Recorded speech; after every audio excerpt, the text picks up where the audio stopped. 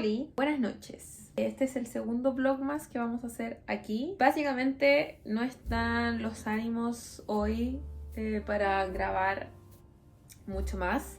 Sepan disculparme, pero denme un poquito de tiempo porque además que voy como al límite los vlogmas. De hecho, cuando estoy grabando esto, todavía no subo el vlogmas de hoy. Y este es el que van a ver ustedes mañana. Pero bueno, entonces estaba pensando y dije, ¿qué puedo hacer? Porque en realidad no tengo nada planificado, no tengo un vlog para hoy, no tengo nada de qué hablar hoy día. Entonces decidí que voy a leer un capítulo del libro que estoy leyendo ahora, que es ese libro que te mostré en el video de ayer, que es Hablemos Claro, que es un libro que analiza el feminismo, o sea, que analiza el lenguaje en el feminismo. Y voy en el capítulo 5 y ese es el capítulo que quería leer. Entonces te recomiendo que dejes este video de fondo. No es necesario que lo veas porque no nos vamos a mover de este espacio. Tan solo voy a hablar, voy a leer el capítulo. No suelen ser capítulos largos. Es el capítulo 5 del libro Hablemos Claro. Y el capítulo se titula Secretismo y Pertenencia. El empleo de un lenguaje críptico en el feminismo no está emparentado solo con las jergas de especialistas fuera de lugar. Igual que sucedía en la antigüedad con el lenguaje que utilizaban algunas sectas, el uso de terminologías que resultan extrañas a la gente común responde, en ocasiones, a un afán de diferenciación, como si buscáramos marcar límites entre nosotras y el resto. Utilizamos palabras y expresiones que nadie no iniciado entiende y parece que queremos hacer circular un secreto que no debe descubrirse. La cosa se agrava cuando empleamos formas de escritura completamente ilegibles. Los lectores, o escrito con X, les socios, los usuarios, todo escrito como de esta manera con asteriscos o arrobas. En una muy desafortunada versión del uso no sexista de la lengua. Da la sensación de que el lenguaje inclusivo estuviera derivando en otra cosa, como si quisiera superarse a sí mismo cada día por obsoleto, en una permanente huida hacia adelante, ansioso por resultar novedoso sin fin. Y no me refiero a que nuestro lenguaje, además de evitar el sexismo, también excluya el racismo o el clasismo. Algunos inconvenientes del uso del lenguaje que hacemos las feministas vienen propiciados por el tipo de problemáticas que tratamos. Me refiero a que el feminismo no tiene que ver solo con aquello que las personas hacemos, cosa que puede ser abordada por normativas y legislaciones, puede regularse, permitirse o prohibirse.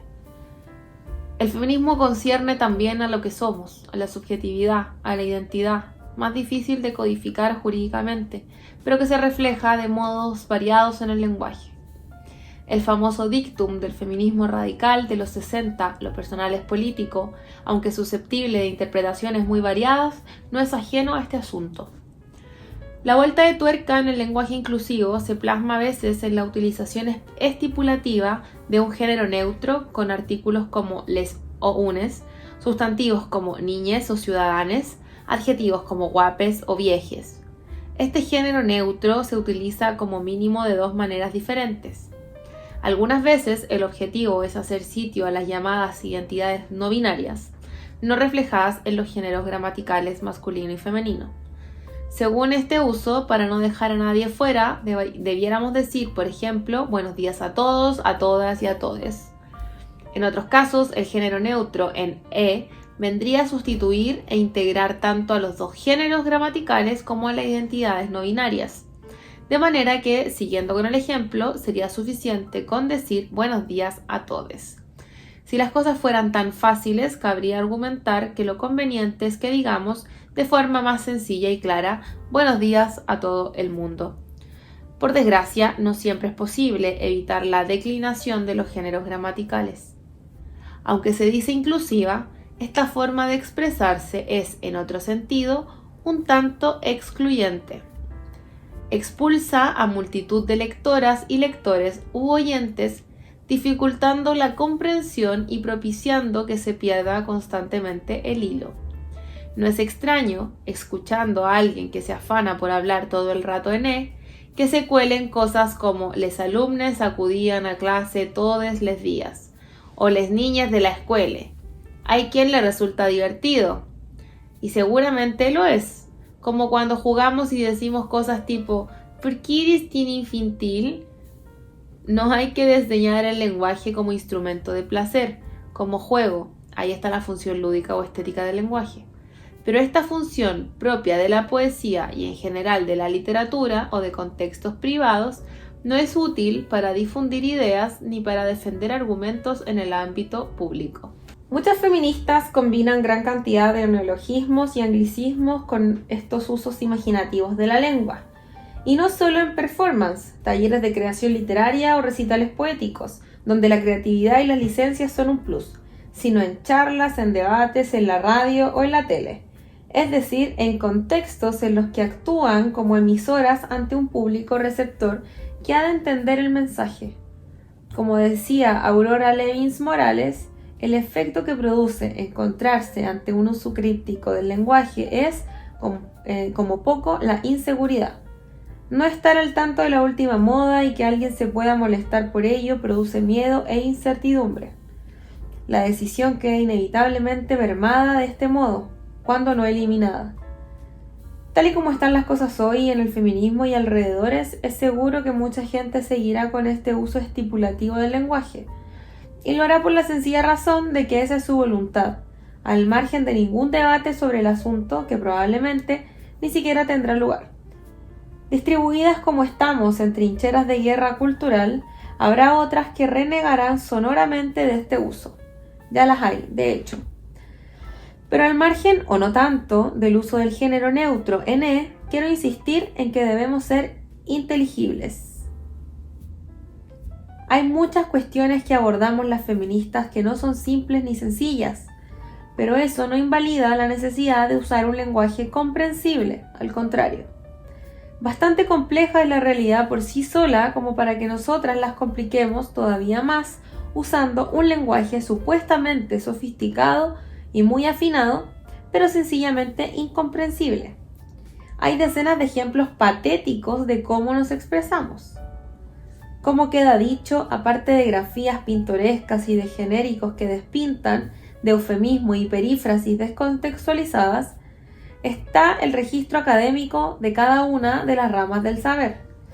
Si en una facultad se organiza una conferencia sobre un tema feminista vinculado a las materias que allí se estudian, es de esperar que se abordará la cuestión con un lenguaje técnico. Lo mismo cabe decir de los artículos que se publican en revistas especializadas. Pero hay algo más que conviene matizar aquí. Es necesario diferenciar hermetismo y dificultad. No podemos negar que algunos textos, feministas o no, exigen esfuerzo adicional para ser comprendidos a fondo, necesitan ser releídos o escuchados varias veces. Tal vez porque lo que abordan es especialmente complejo o porque aportan una perspectiva muy novedosa para quien lee o escucha, que ha de ser considerada con cierta tranquilidad y concentración. Hay textos que necesitamos leer despacio, pensando, rumiándolos para recorrer con calma sus vericuetos, para exprimir todas sus implicaciones, para hacernos cargo de todo su alcance. Hay ideas que activan y agitan nuestra mente y que necesitan ser masticadas con sosiego, digeridas y asimiladas. Como explica Byung-Chul Han, pensar no admite aceleración, y la aceleración es una característica esencial del capitalismo que hoy lo impregna todo. Sobra añadir que las redes sociales y la hiperconexión constante no favorecen este tipo de lectura reposada de textos difíciles que precisan concentración y dedicación. Ni El segundo sexo ni Beloved podrían nunca leerse en el móvil, mientras entran mensajes, llamados y recordatorios, no digamos ya disfrutarse o entenderse. En su libro Superficiales, que lleva por subtítulo la inquietante pregunta ¿qué está haciendo Internet con nuestras mentes?, Nicholas Carr da cuenta de la desesperación de una profesora universitaria que ya no consigue que sus estudiantes lean libros enteros, y se trata de estudiantes de literatura. Junto con el narcisismo, el trastorno por déficit de atención es la patología de nuestro tiempo. Igual es como media pesimista, ¿no? No sé, a ver. Hablando de redes sociales, hace unos meses llevó Amador Fernández Sabater a su muro de Facebook esta oportuna cita de Cornelius Castoriadis. Es un gran pensador, dificultad y oscuridad. En un gran pensador, dificultad y oscuridad son el resultado de que el pensamiento lucha con la cosa y el lenguaje y sí mismo para alcanzar la expresión. El hermetismo es la penosa y laboriosa trituración de la expresión para que la misma adquiera la mera apariencia de la profundidad. Es la impostura y el camuflaje del vacío. Evidentemente, otra función del hermetismo es la de parar en seco, por anticipado, toda demanda de explicaciones, haciendo creer al demandante que es simplemente débil mental. Ningún gran pensador ha sido jamás hermético. Hay demasiado que hacer para perder el tiempo en estas irrisorias niñerías. Suscitó un cierto debate. Yo también creo que hay que diferenciar lo difícil de lo hermético. Lo primero no es de entrada agradable, porque exige esfuerzo por nuestra parte. Lo segundo es una estafa. Listo, ese era el capítulo. ¿Qué opinas? ¿Sabes que siento que no logro agarrarle a esta galla la onda? No sé realmente cuál es su tipo de feminismo. Como que obviamente yo estoy de acuerdo con lo que está diciendo. O sea, yo utilizo la mayor parte del tiempo o la mayoría o estoy a favor de algún tipo de lenguaje inclusivo, pero sí estoy de acuerdo con que también dificulta ciertas lecturas y que hay solo registros que tan solo funcionan en la parte escrita. Pero siento que lo dijo como burlándose y como que no me gusta cuando hacen eso, pero no sé. Bueno, voy a leer un poquito más, que es el capítulo 6, que se llama Nombrar y afirmar, y cerramos. Las feministas sabemos muy bien lo importante que es nombrar. Por eso insistimos en que lo que no se nombra no existe. Como decimos en euskera, izenak ematen du izana. Agustín García Calvo explicó muchas veces que el vocabulario semántico de un idioma, es decir, aquellas palabras que tienen significado hablando con propiedad, es idéntico a lo que llamamos realidad. En este sentido, podemos decir que lo que no se nombra no existe. Las propuestas para un uso no sexista de la lengua dan cuenta de la necesidad de nombrar a las mujeres para hacerlas visibles. Bien, pero resulta que además de referirnos a las cosas y a los seres vivos nombrándolos, para elaborar un discurso necesitamos hacer afirmaciones, decir algo sobre aquello que nombramos. Es decir, tenemos que asociar al sujeto, al nombre, un predicado. Y está sucediendo que, debido a la hipertrofia identitaria que vino paradójicamente de la mano de la posmodernidad, nos estamos quedando atascadas en cómo nombrar, olvidando que lo primordial es hacer afirmaciones. Obsesionadas con nombrar de forma correcta e inclusiva, hacemos dos cosas que dificultan la comprensión de lo que decimos. En unos casos ponemos en marcha perífrasis que enturbian lo importante, lo que decimos sobre las cosas, lo que afirmamos más allá del nombre que les damos. Esto ocurre cuando, en vez de referirnos a la gente pobre, hablamos de personas empobrecidas o en situación de pobreza, o en situación de calle, o en situación de prostitución, o en situación de vulnerabilidad. Esta nomenclatura podría haberse originado en el trabajo social y en una loable voluntad de ser escrupulosamente respetuosas con todas las personas y sus circunstancias. Quiero decir que en el origen de su uso podría encontrarse la buena intención de no querer esencializar ni definir a nadie de una vez por todas. Pero de nuevo, la cosa se ha salido de madre, chucha. Esta señora tiene una salida muy rara, como que se ha salido de madre, listo, tal cual, así. En ocasiones concretas, cuando queremos subrayar que la pobreza no surge de la nada ni cae del cielo, puede tener sentido hablar de personas empobrecidas. O si queremos recalcar que la gente pobre no necesariamente ha sido pobre o que debe dejar de serlo, se entiende que utilicemos expresiones como en situación de pobreza. Pero hablar sistemáticamente de personas empobrecidas o en situación de calle es volver a caer en el uso de estereotipos que desactivan la riqueza expresiva y conceptual de nuestros análisis. Puede que los adjetivos pobre o rico o rica oculten aspectos relevantes sobre qué procesos hacen a las personas ricas o pobres. Por eso podemos referirnos ocasionalmente a personas o a países empobrecidos o enriquecidos. Claro, igual esto no tiene sentido porque uno dice personas en situación de pobreza, pero cuando habla de los ricos no habla de personas en situación de riqueza. Dice los ricos, como que siempre han sido así. Ya, por ese lado, estoy de acuerdo con lo que está diciendo. Ok, pero no tiene sentido que el participio arrase completamente con el adjetivo. Evitar la esencialización de personas o colectivos no puede suponer retorcer el lenguaje hasta hacerlo chirriar de este modo. Igual exagera, ¿no? Bueno, porque lo mismo que ocurre con esos adjetivos sucede con otros muchos como guapo, bella, atractivo, interesante, adecuado, correcto. No podemos sustituirlos constantemente por lo considerado bello según los cánones hegemónicos o lo tenido por interesante en el patriarcado capitalista. A no ser que sea eso precisamente de lo que queremos hablar, tendremos que usar los adjetivos que la lengua nos proporciona. Conscientes, sí, de que con el lenguaje heredamos inevitablemente una determinada concepción de la realidad, como nos enseñó Nietzsche. Sin embargo, solo podremos disputar esa concepción recibida mediante el mismo lenguaje heredado, cargado de versiones muy discutibles de la realidad, mal que le pese al venerable filósofo vitalista. Hay paradojas ineludibles que no pueden sortearse con atajos, que antes o después se revelan como fraudes. Si en unos casos ponemos en marcha perífrasis que enturbian lo que decimos, en otros hacemos justo lo contrario, muchas veces precisamente cuando no conviene. Resumimos en un solo término algo que necesitaría un desarrollo más largo para ser comprendido.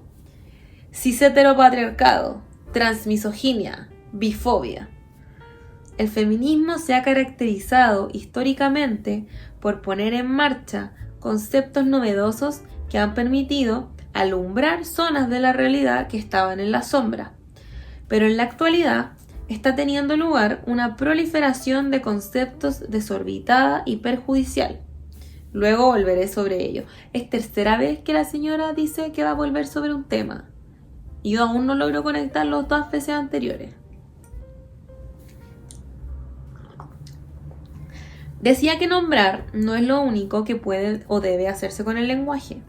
Por ejemplo, en vez de centrarnos en que las mujeres, abro comillas, ganan de media un 25% menos que los hombres, afirmación perfectamente entendible, estamos entretenidas con si el sustantivo mujeres es inclusivo o transmisógino, si ponemos asterisco o ponemos lazo.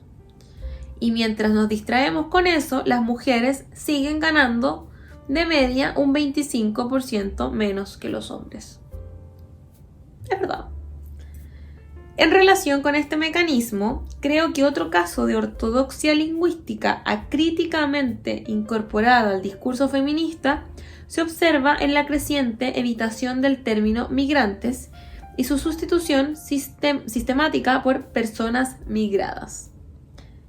Parece que hacemos una transposición por analogía con casos como el de empobrecidas, donde puede tener sentido utilizar puntualmente el participio, como acabo de explicar. Al hacerlo, borramos la capacidad de decisión de las personas que migran. Efectivamente, en muchos casos lo hacen forzadas por las circunstancias y en ese sentido serían migradas, pero en otros toman la decisión de migrar y en ese sentido serían migrantes. O lo más probable, en todos los casos, habrá diferentes dosis de circunstancias que obligan y de decisión soberana y activa. Sin embargo, este último aspecto desaparecerá por completo debido al uso reiterativo del participio, convirtiendo a las personas que migran en objetos pasivos de fuerzas que les superan y no controlan. Cierto que también cabe interpretar migrante como alusión a una condición permanente, mientras que migrada se referiría a una acción que ya ha tenido lugar. En todo caso, no obstante, no se evita la connotación de sujeto que tiene uno de los vocablos, migrante, frente a la de objeto que tiene el otro, migrada. En todo caso, no obstante, no se evita la connotación de sujeto que tiene uno de los vocablos, migrante, frente a la del objeto que tiene el otro, migrada. Vuelve a ocurrir que expresiones que podrían ser convenientes de forma puntual, cuando se utilizan sistemáticamente, se convierten en clichés y pierden su razón de ser. Hemos dejado de pensar y repetimos algo que igual no tiene sentido en este contexto o que tiene un sentido muy discutible desde un punto de vista feminista, precisamente. ¿Qué opinan? ¿Qué opinan de esto que estamos leyendo? Yo lo encuentro interesante. No sé si estoy 100%, creo que sí estoy de acuerdo con lo que dice, pero no me gusta cómo lo dice. Creo que... no sé, siento que de todas maneras está hablando como del lenguaje críptico y hermético. Igual a veces se tira unas cosas súper difíciles, creo yo. O en verdad estoy muy cansada como para entender. No sé. No voy a decir mucho más acerca del libro porque lo quiero terminar. No lo termino ya porque estoy realmente muy cansada, pero...